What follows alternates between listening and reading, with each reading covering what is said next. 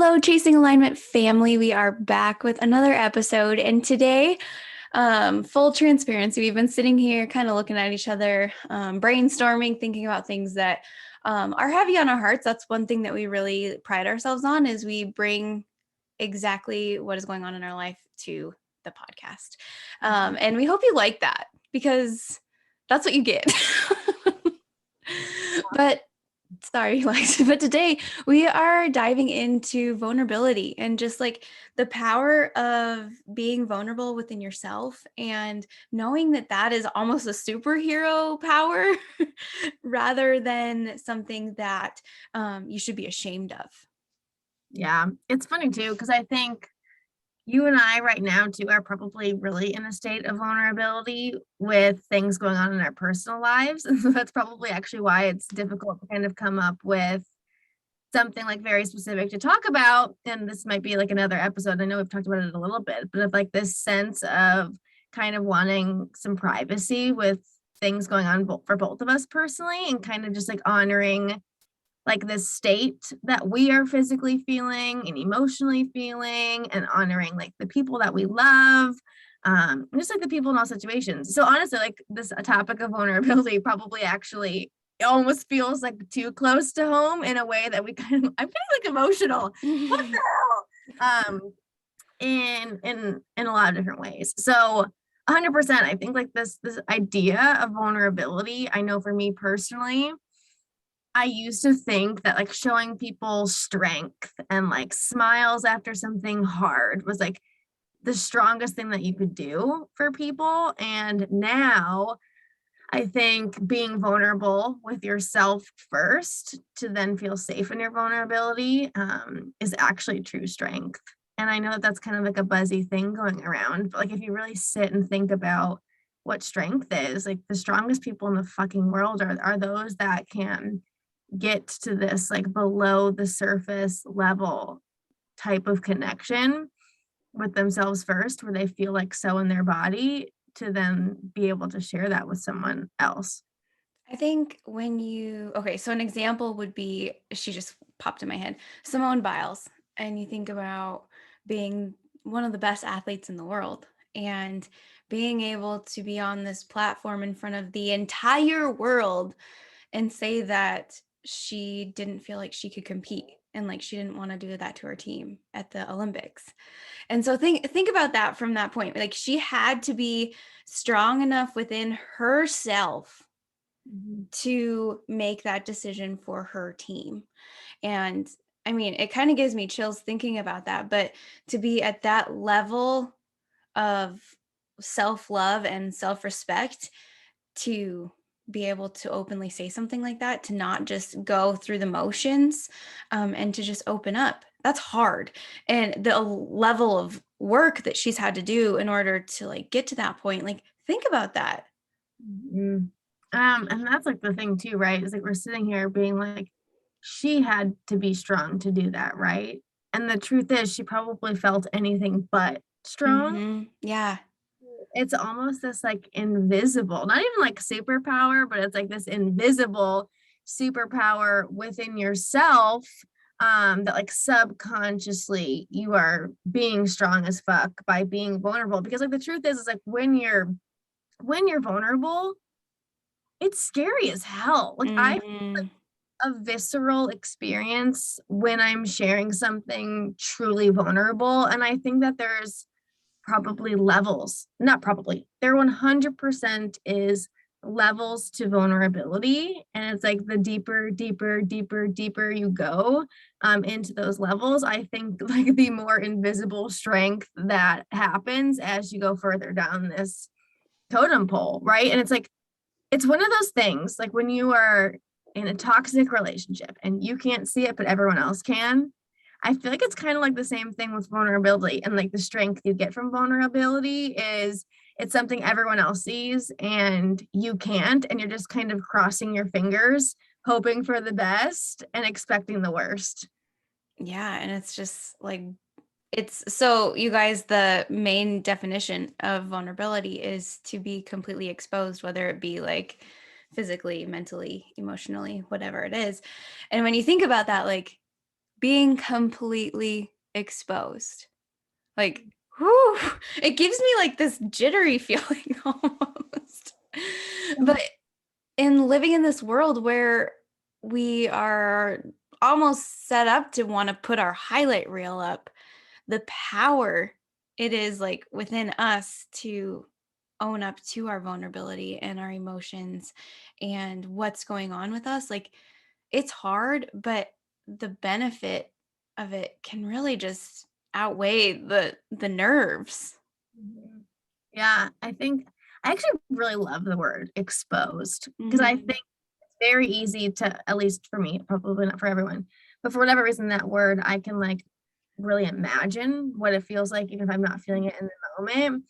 Um, and I think about like a time where I'm like questioning, like, what level of vulnerability do I want to go here? Like right now, what can this person handle? What can I handle?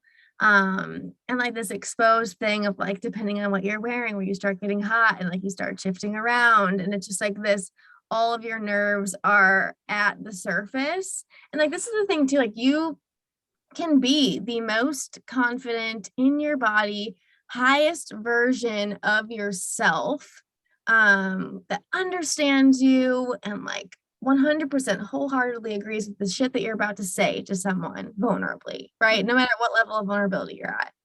And it's still so freaking human though to be like, oh my God, how's this person gonna react? Yeah. Because I think that's what it comes down to, right? Like I think like I'm someone that's like down to be vulnerable. What I'm not down for in vulnerability is like, oh fuck, how's this person gonna react? Mhm. I'm so sure of this thing I'm about to say, but now am I going to feel stupid? Like, how am I gonna feel after? And you don't always feel relief after you share vulnerability. I think you connect more to yourself because you're honoring yourself more. Mhm. That's cool. But you don't always just feel good after that. You don't know how someone's going to react. Oh, I mean, honestly, it can be one of the hardest. Like, I actually like I've been dealing with some of these with my personal life, and so I think about certain circumstances and moments where I just feel like I'm gonna throw up everywhere. I mean, and when I think of like being completely vulnerable, I don't know what it is, but I'm like, I hope someone else feels the same way. But like, I literally can see myself like bare ass naked, like standing in front of somebody. And it's kind of like it's bearing your soul, right? So it's not just like naked with no clothes on, it's like raw everything. Um, and it can be really, really hard to get to that point within yourself to feel like you can share that with other people too.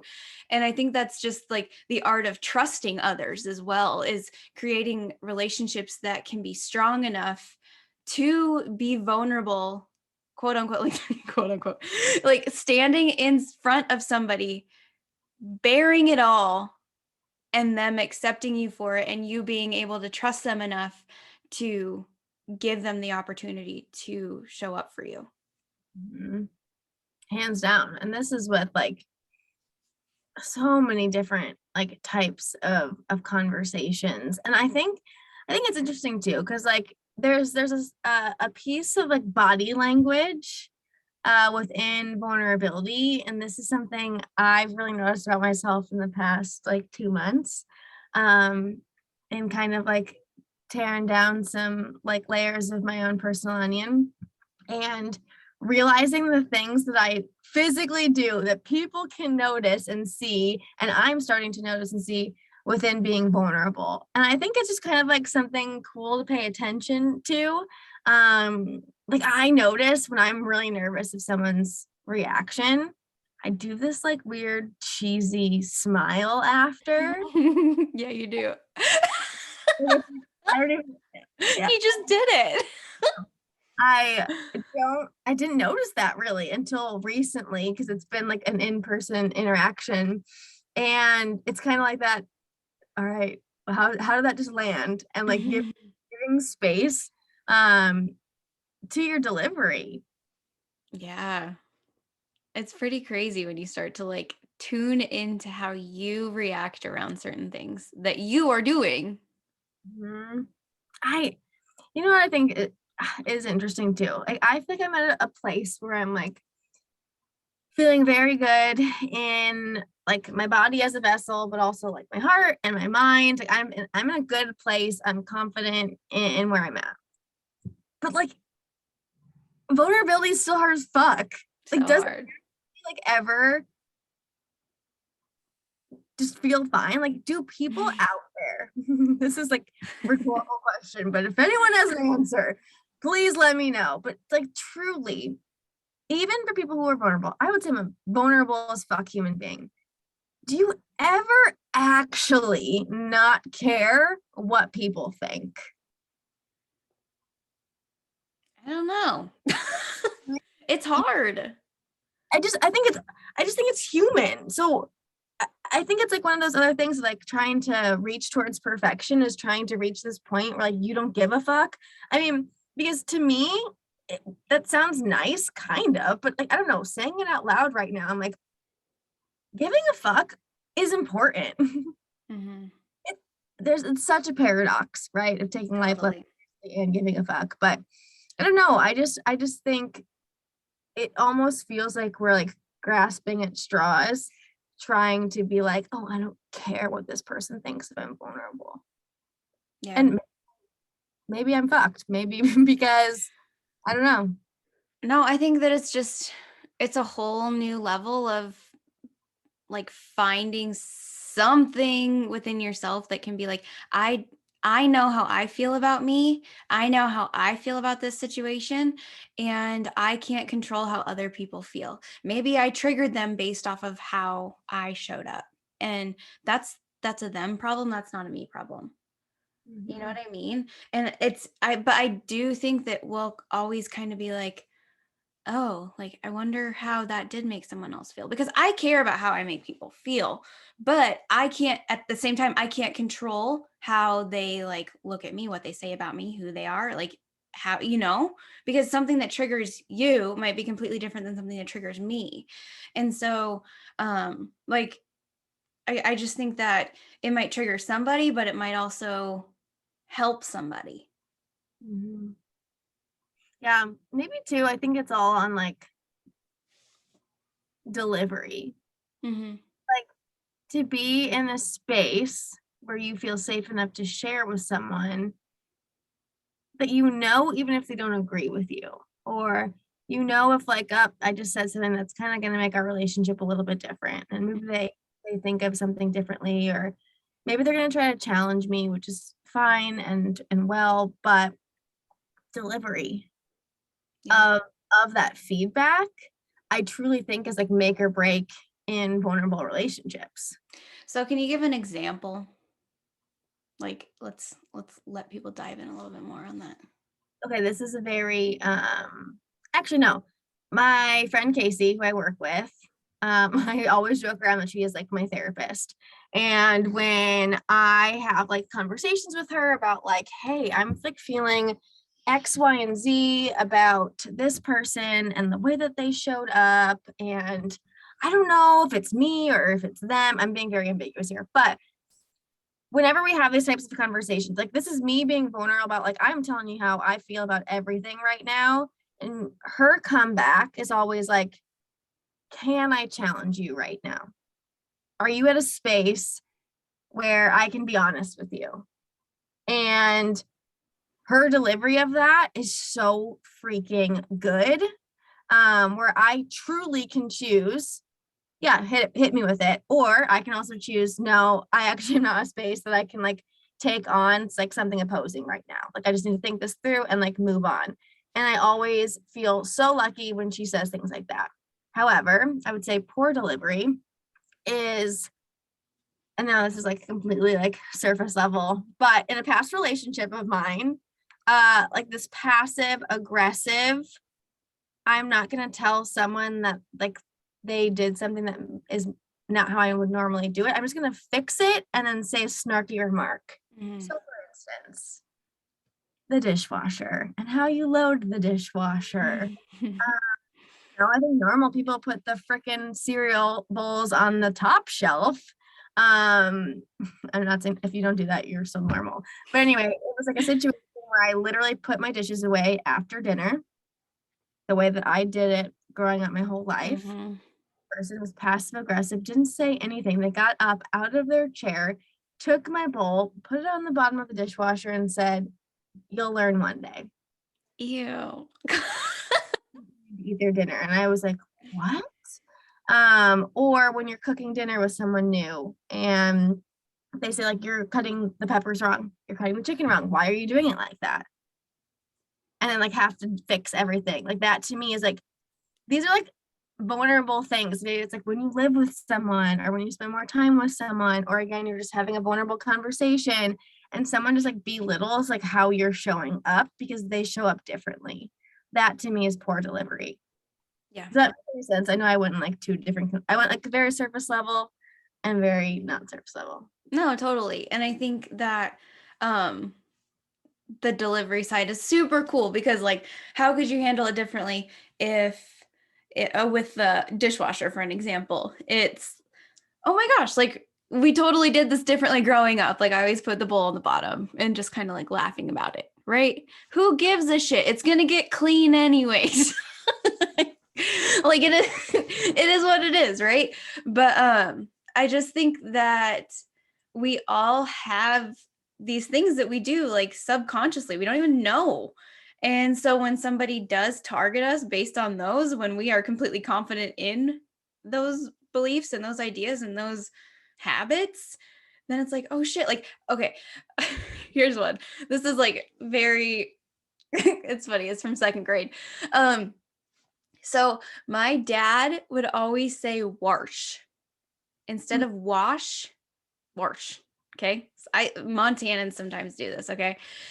So I grabbed I was in charge of lunch duty, like cleaning the table, and I said I need to wash the table. It was second grade.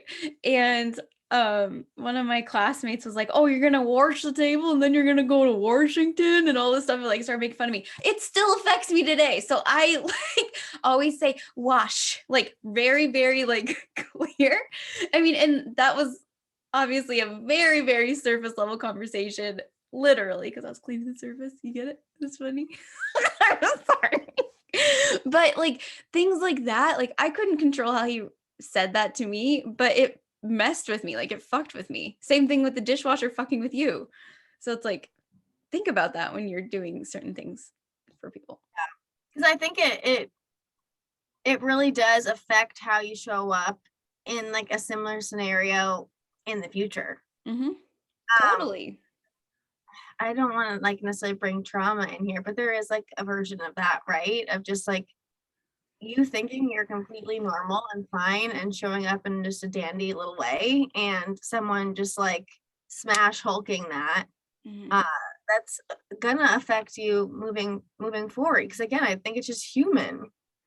Well, another thing that I want to bring up is just when you start to trust somebody and when you start to share things that you might not share with everybody else, and then either like something changes where there's a conversation that like like it gets brought up and you're put on this weird in the spotlight in a weird way, that can really hinder a relationship, especially when you are opening up and sharing your thoughts. I mean, you think about like all the things you say to Casey, and say she just like broadcasted it to everybody else, or like the people that you were like just needing advice about. And so how do you feel about trying to regain that trust within that relationship after being vulnerable and kind of feeling shit on?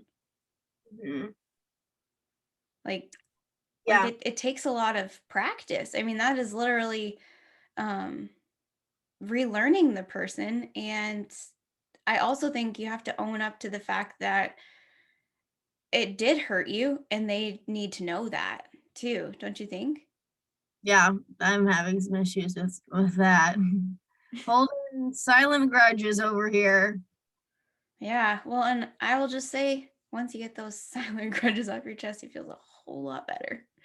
Mm, Oof, but that is the art of being vulnerable and opening up enough to accept the fact that um the response might not be what you want it to be, but it's standing in your power enough to know that you need to honor you. And I think Absolutely. that's the real art of being vulnerable. Yeah. It's an inward thing. Like that's where it matters the most. Totally. Like you can't actually be vulnerable if you're not with yourself. Hmm. Well, and it is interesting. This is a different thought entirely from what we've been kind of going over, but bringing it to social media. And I think one thing we do a lot is we search for people that we can relate to, and like we find the quote that really hits home, and we find the person that makes us laugh because we're going through the same exact thing. And so the opportunity to be vulnerable on a platform like that is scary as fuck. But I think that it's really amazing too when you put yourself in the other person's shoes of finding that person that's connecting with you and finding true connection and somebody, you know what I mean? So like say, I mean, Lexus, you've over the last year, you've been incredible with sharing your vulnerability on social media and on Facebook and or excuse me, on Instagram and TikTok. And when people see that, they're like, it is okay for me to feel these things.